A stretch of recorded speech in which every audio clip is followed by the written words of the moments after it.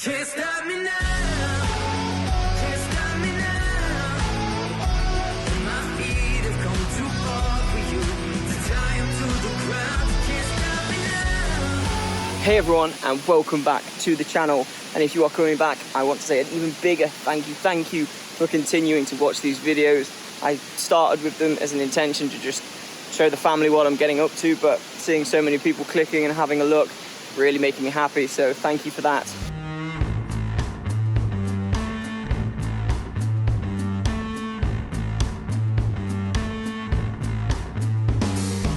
You join me today at the start of this video in the Erawan National Falls, out northwest from the town of Kanchanaburi, which is the site of the part of the Death Railway and the bridge over the River Kwai.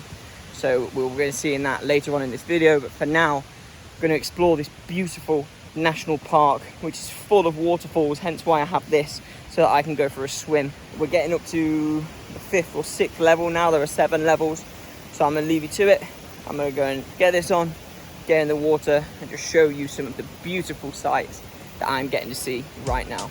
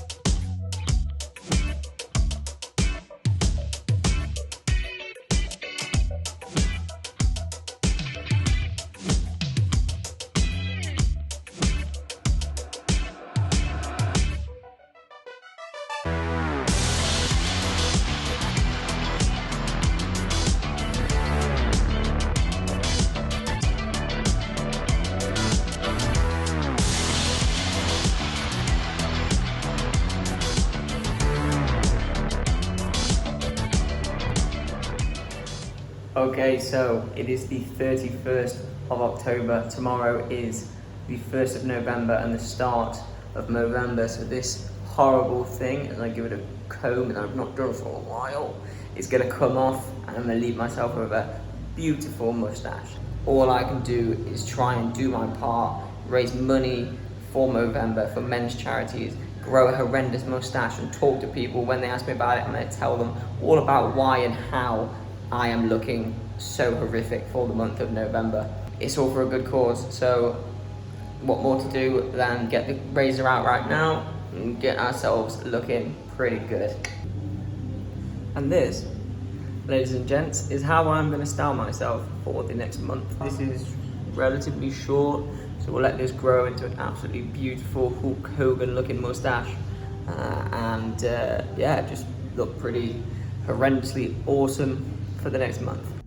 And how about that for a jump cut? Because we have time traveled and it is now December. I'm very close to shaving this off, but for many men out there, the battle is still ongoing or is only just beginning. Now, I want to talk to you a little bit more about November. I wanted to do an entire video where I spoke to some people here and filmed it, but unfortunately, I've not been able to. And while that is disappointing for me, and I do apologize, it's okay, because I can sit to you now and just explain very quickly why and how Movember do what they do. They first started out as a charity looking at the effects of testicular and prostate cancer, because prostate cancer is one of the most common killers of men over 50, and testicular cancer is the #1 cancer in young men. Thirdly, and quite important to me, and I know a few of my friends as well, Movember has started to look at the issue of men's mental health, because in the UK itself, 75% of people committing suicide are men, and globally it's at 69%. Now, these numbers are just so disproportionate and largely preventable as well. But Movember are starting to get talking, because the reason men's suicide is so high is because there is a stigma that we can't talk. We don't show emotion, we don't cry, we don't sit in front of a camera like this and just get things off our chest, post it on YouTube like I'm doing. It's not what men do. There's this stigma. We are hard men. We don't show anything. No, we're cutting that line. We're just breaking through the boundaries and all of those barriers. We are talking and we are getting each other talking. Hopefully we will start to see that number coming down. Okay, let's get back to the vlog. All the way 1 month ago back in Kanchanaburi, you should be about to see me jump changing to getting onto a train, which I almost missed, so I apologize for the fast talk in this next clip. Thank you, bye-bye. Hello, good morning. And I know what you're thinking. Yes, Paddy, you look a little bit different today. And you'd be right. I have tied my hair a little bit differently. No, of course. I have a horrendous mustache, and I will do for the next few videos. Today's job is to go and get the Death Railway. We're going to go from here, Kanchanaburi, out to Nam Tok. So it's time to go get on that train and see some amazing scenic views.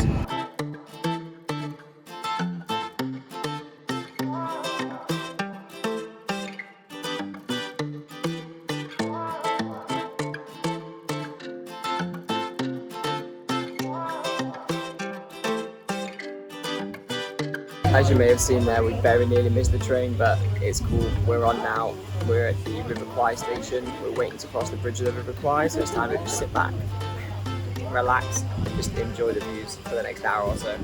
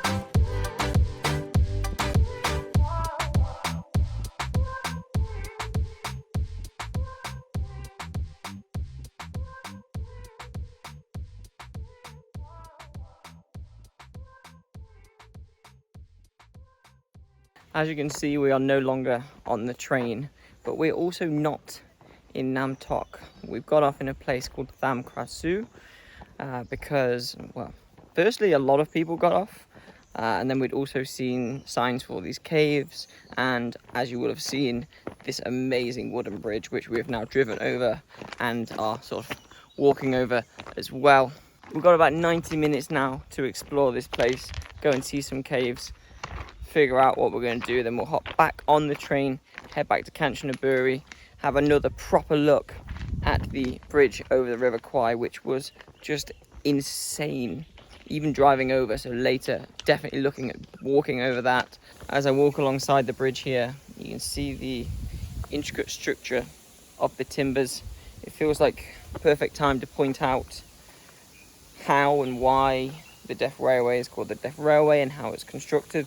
The history of the railway dates back to World War II, when the Japanese forces took over Burma from the Allied forces. In order to supply their armies with the correct military equipment and barracks, etc., they had to gain access via the roads. The problem with this was that the Allied forces would regularly ambush them, and so they decided they needed a different way to supply their armies. This is why they decided to build a railway from Bangkok all the way into Burma to gain access from the Gulf of Thailand and not have any issues with the Allied forces. In order to do this, they used prisoners of war and Asian civilians who were made to work for 16 to 20 hours a day constructing things like this, which still stand today after a little bit of help from the government. Obviously I ran out of path there, so we've turned around, we're going back. Because of the horrendous conditions, thousands of these people died in constructing this railway. In fact, it is said, or it has been stated, that there is probably one sleeper for every life lost on the railway that runs all the way from Bangkok into Myanmar.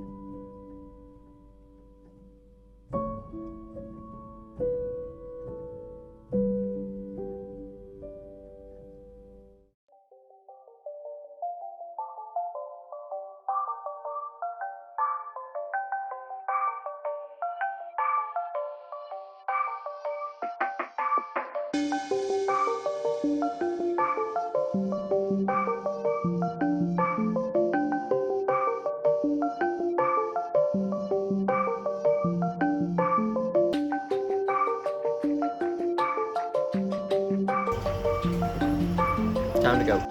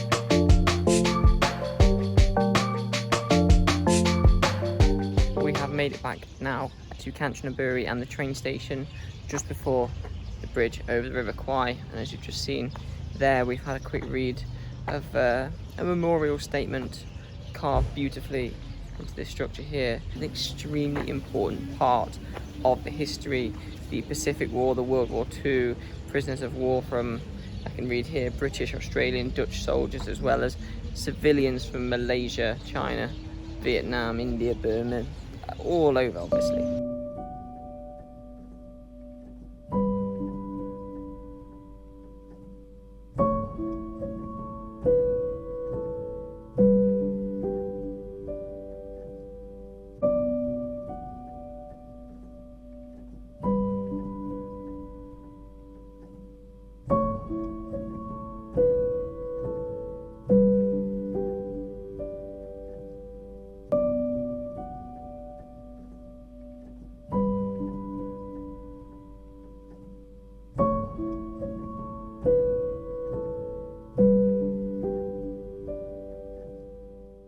And that's about it, ladies and gents.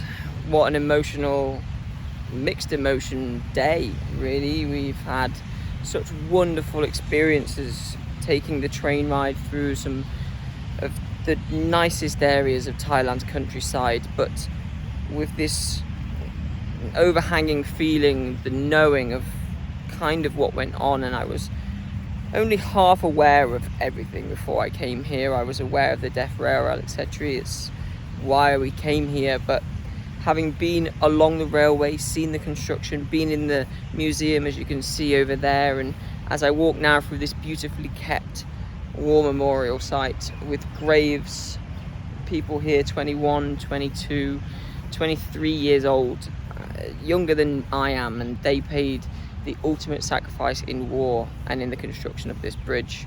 So I find myself getting a little emotional, to be honest with you.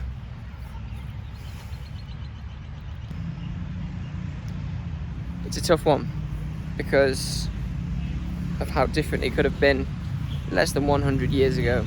I could have been here, but I'm not, and I'm here walking along, so it's really something to reflect on. And with that, I guess I'm going to continue to pay my respects, and I'm going to say goodbye, end this video here, just imploring you to research more into the Death Railway and some of the situations that went on, not just here throughout the wars, but all over the world, and unfortunately still go on today.